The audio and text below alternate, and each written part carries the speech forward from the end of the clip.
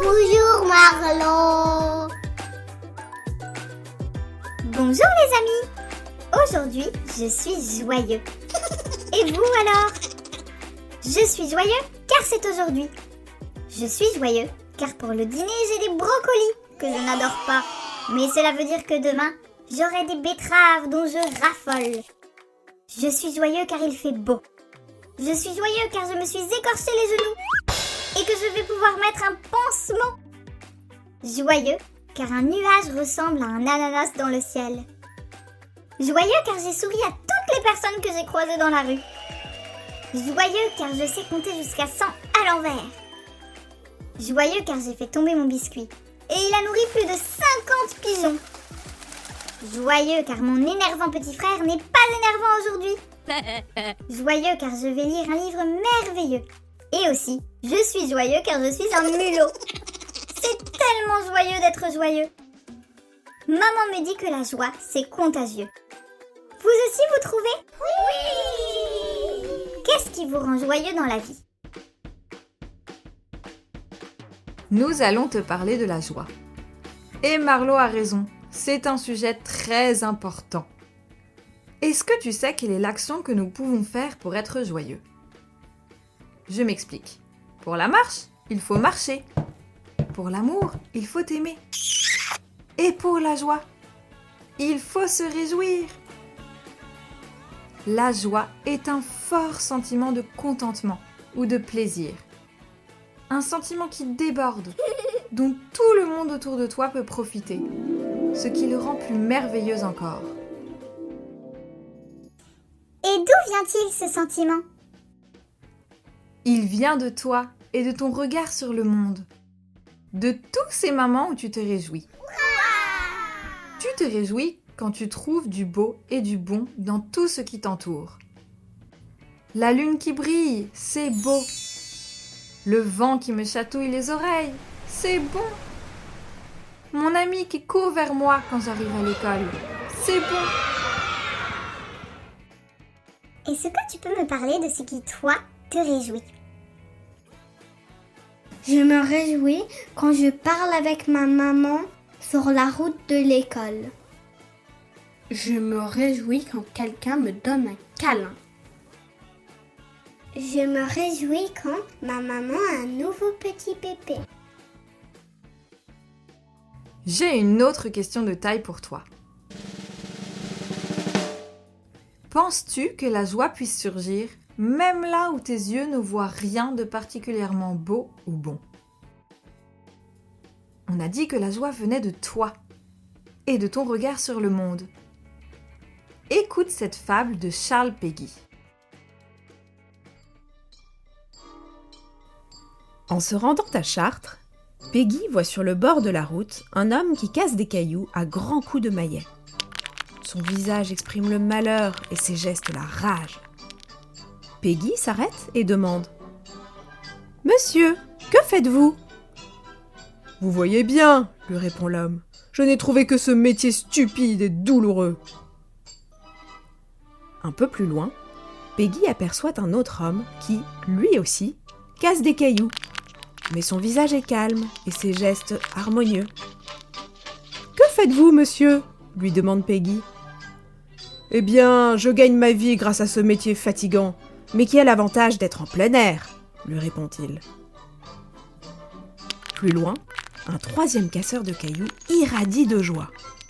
Il sourit en abattant la masse et regarde avec plaisir les éclats de pierre. « Que faites-vous » lui demande Péguy. « Moi, » répond cet homme, « je bâtis une cathédrale. »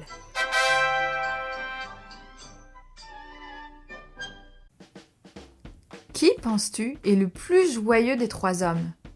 Et pourquoi? Ils font tous les trois absolument la même chose. Quelle est donc la différence entre eux? Eh bien, tu vois, cela me fait penser à une phrase d'un philosophe chinois qui a vécu il y a plus de 2600 ans. Il s'appelle Confucius, et voici ce qu'il dit. La joie est en tout, il faut savoir l'extraire.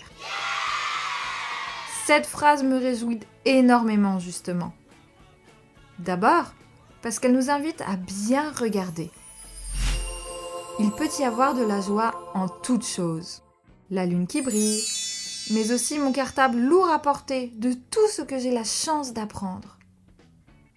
Ensuite, parce que Confucius nous dit qu'il faut savoir extraire la joie. Et les savoirs, cela s'apprend.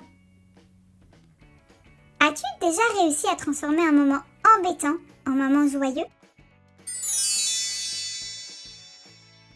Parfois, je n'ai pas envie d'aller à l'école, mais je transforme ce moment embêtant en un moment joyeux car je parle de plein de différentes choses avec ma maîtresse.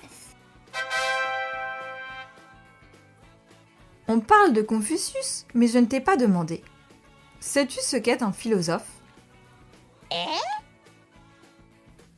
Un philosophe est une personne qui recherche la sagesse et la vérité, en réfléchissant aux grandes questions de la vie, comme la bonté, le courage, le travail et bien d'autres encore. Un peu comme nous sommes en train de faire en ce moment. Comme Confucius, beaucoup de philosophes ont réfléchi et écrit sur la joie. Il y a une chose que tous s'accordent pour dire. La joie vient de toi. Et plus tu te connais bien, et plus tu aimes passer du temps avec toi-même, plus ta joie sera grande. Bien se connaître et aimer passer du temps avec soi-même, cela veut dire plusieurs choses.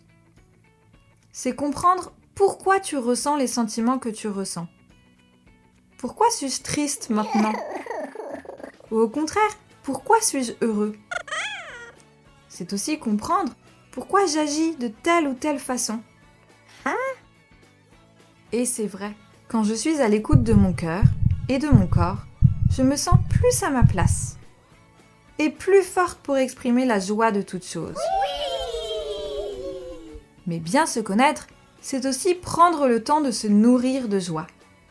De la belle musique, des livres pleins d'humour, d'aventure ou de poésie, des moments en famille, une balade en forêt, du sport, des moments de création aussi, un beau dessin, une cabane, une tour en Lego.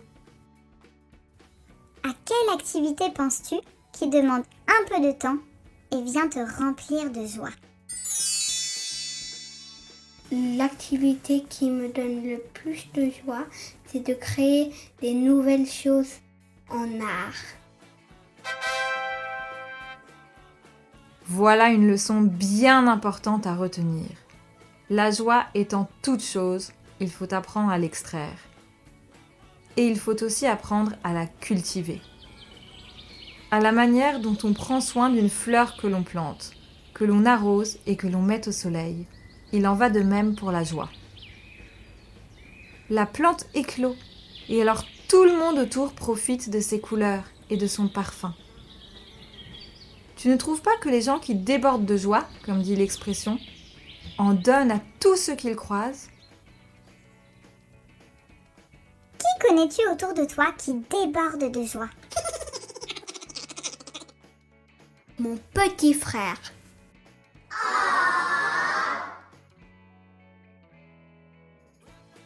Il n'y a pas que les philosophes qui ont réfléchi à la joie. Ce sentiment a habité la création de nombreux artistes. De la danse à la peinture, en passant par la littérature ou la musique. Tu verras. Je voudrais juste te parler de musique maintenant. D'un grand compositeur de musique allemand, Beethoven, qui a vécu il y a 250 ans. Beethoven a écrit une symphonie, c'est-à-dire une pièce de musique jouée par un orchestre, qui se termine par un hymne à la joie. Écoute plutôt, c'est splendide.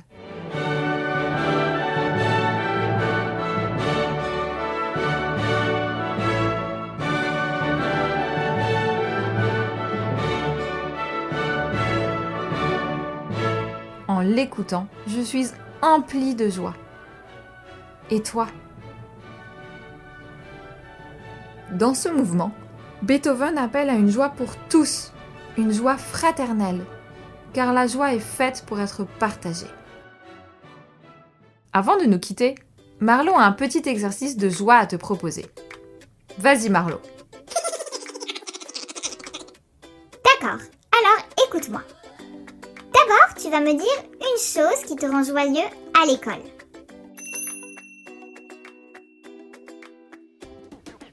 Maintenant, dis-moi une chose qui te rend joyeux dans ta famille.